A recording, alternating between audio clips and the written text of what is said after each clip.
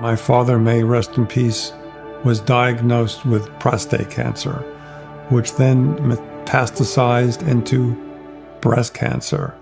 And early 1980s, my dad had a mastectomy. I remember my father taking off his t-shirt for the first time, and it was like, wow, that's powerful.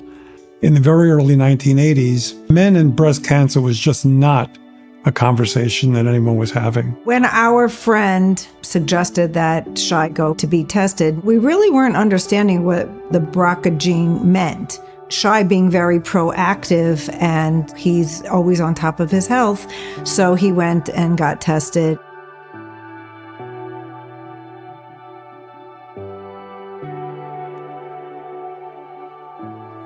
From the time my kids were teenagers, I absolutely was always open with them about our family history because I want my kids to be proactive and protected.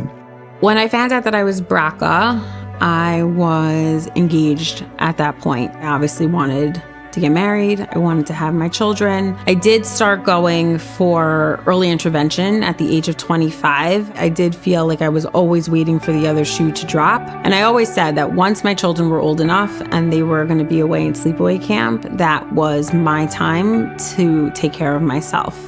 And last summer, my youngest went to sleepaway camp for the first time. I went, set up all of my doctor's appointments, got my date of surgery, and I sent my kids on the bus. And a week later, I was in surgery for a prophylactic deep flap double mastectomy.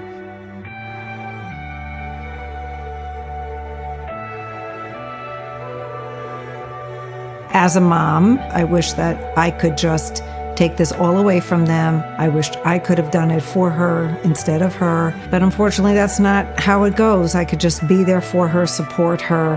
But I've always told my kids that knowledge is power.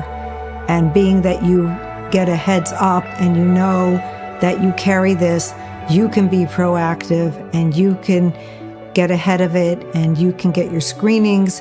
The hardest part of this journey is that I can't control my children's future. And knowing that I could have passed it to them is the scariest part. Because I did everything that I needed to do for myself. But knowing that I could have done this to them is the hardest thing. We feel fortunate to be a part of the Shai family. We wanted to support them before we actually did need them. We felt very strongly that it was an important organization that many people would need. I thank my parents because they encouraged me to reach out to Shai. I don't know where my family would have been this past year without Shai. We as parents, we could supportive, we're loving, but we don't have the expertise, we don't have the background, we don't have the knowledge. And when you have an organization like Shai that provides the emotional support, the connectivity with physicians. I don't think I could have gone through what I went through without speaking to the women of Shai. Just little things that you wouldn't even think that you needed, they thought of everything. And knowing that there is this organization out there that helps women, whether they're going through treatment or prophylactic surgery, it's a game changer. The support that was provided to our daughter in a myriad of ways was just unbelievable. Words can't even suffice our gratitude, our karatato to what Shai has provided us and our family, and will continue to provide other families in the future.